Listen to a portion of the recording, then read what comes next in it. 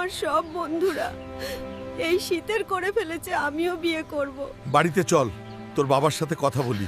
আর কান্নাকাটি করতে হবে না, তোকে শীতেই বিয়ে দিয়ে দিব। তোর কি কেউ পছন্দের আছে নাকি? থাকলে আমাকে বল। বাবা, আমি সাদিয়াকে খুব ভালোবাসি, সাদিয়াও আমাকে খুব ভালোবাসে। বিয়ে করলে আমি সাদিয়াকেই করব। ঠিক আছে, আমি সাদিয়ার পরিবারের সাথে কথা বলছি। আমি আমার বাবা মাকে বলেছি আমাদের প্রেমের কথা। আমার বাবা তোমার বাবা মার সাথে আমাদের বিয়ের কথা বলতে চেয়েছে। ঠিক আছে, আমি আমার বাবা মার সাথে কথা বলবো। বাবা, তুমি কি কাজ কর? আমি তো কোনো কাজ করি না, বাবা খেতে কাজ করে, আর আমি বাবার হোটেলে বসে খাই। আমি আমার মেয়েকে তোমার মতো বেকার ছেলের সাথে বিয়ে দিব না, আমি আমার মেয়েকে সরকারি ছেলের সাথে বিয়ে দিব।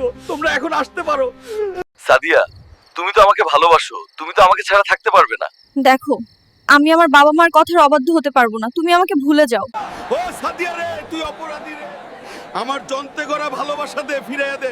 তুই বেঈমান রে সাদিয়া, তুই বড় বেঈমান। মা, সাদিয়া আমার সাথে বেইমানি করেছে। ও সরকারি চাকরিওয়ালা ছেলেকে বিয়ে করছে। আমি ও আরো বেশি করে পড়াশোনা করে ওর স্বামীর থেকেও ভালো চাকরি নিব। বাবা, I have become a very senior army officer.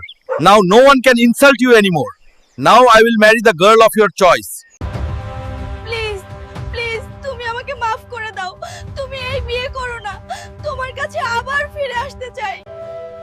আমি তোমার সাথে বেইমানি করছি আমার বাবা মার কথা শুনে।